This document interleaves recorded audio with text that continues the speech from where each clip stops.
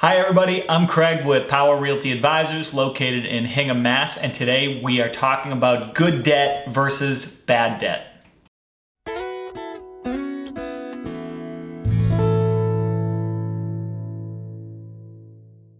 Okay, good debt versus bad debt. Or perhaps better phrased as the question, is there even such a thing as good debt? Well, there are certainly types of debt that are better than others, and we can get into that. Debt in general is a bad thing. It's a liability, and of course, most forms of it will require you to pay interest on that debt. In this video, I wanted to take you through my own personal bad debt, good debt meter. We're going to start with the worst type of debt, and we're going to work our way up to the best kind, and I'm going to say the word debt a lot. So as we're classifying these different items, one thing to sort of measure separately is depreciating assets versus appreciating assets.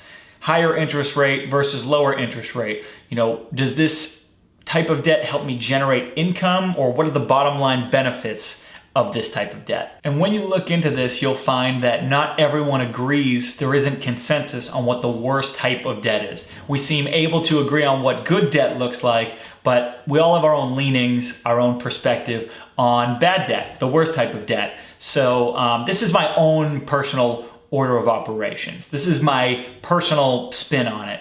And so, in my opinion, the worst type of debt is student loan debt, which is basically a loan from Satan. This is a fun little debate. For some people, they definitely consider this good debt because what they got in return was an education and investment in themselves, right? Knowledge is power. I definitely don't feel the same way. I disagree. I feel like this is bad debt. To me, this is the worst kind of debt. I even feel somewhat ripped off by my own college experience. I mean, I got this pointless communications major degree, and look, I'm recording videos. I can barely even hook the microphone up to this thing correctly on some of our videos. So what does that say about me and my degree?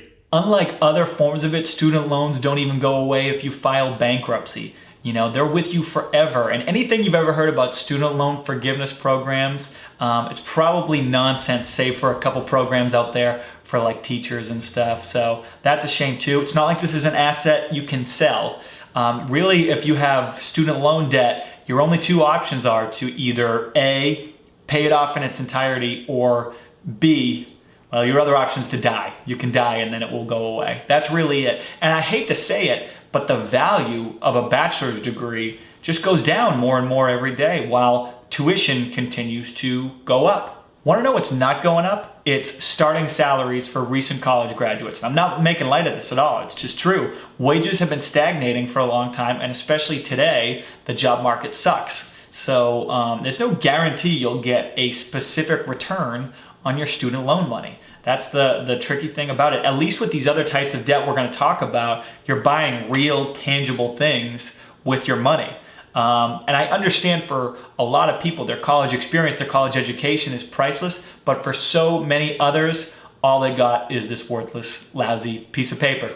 For the second worst type, I'm going to throw in here quickly tax debt because the consequences can be extremely painful. They can charge you penalties and they can charge you interest at the same time, so really tough situation. They can theoretically seize your money while it's sitting in your bank account, so I have to figure that is the worst feeling in the world. If you were a person who was planning to pay off your balances one by one, right? The way we talk about some of the Dave Ramsey debt snowball stuff, you would probably want to prioritize anything related to back taxes simply because the IRS penalties are so high. And then if you ever get to the point of a tax lien, that's a major stressor on your life. It can crush your credit score, and in the end, it can just be with you for a really long time. The next example of bad debt is auto loans. Now you have to have a car. I'm not saying it's bad to own a car, but it is bad to be paying interest on a depreciating asset. And you've heard it before, right?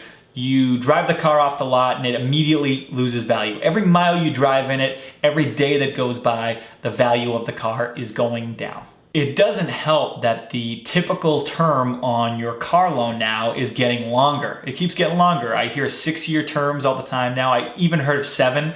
So you have a depreciating asset. It's wearing down.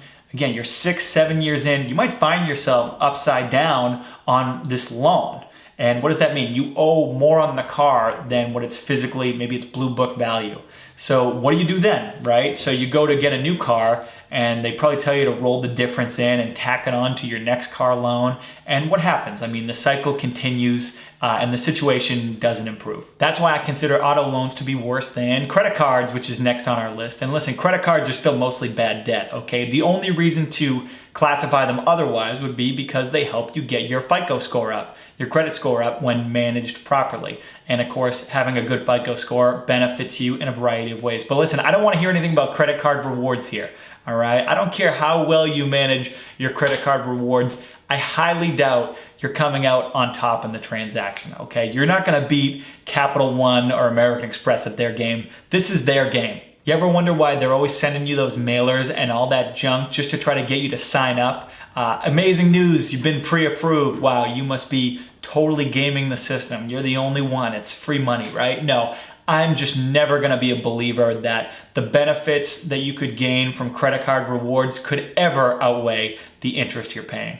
Those are all examples of bad debt. Student loans, tax debt, auto loans, credit cards, all bad debt. So how are we defining bad debt? Think of it like this. You are borrowing money to get something that does not give you some sort of return, something depreciating or a sort of sunk cost. So think of it like that.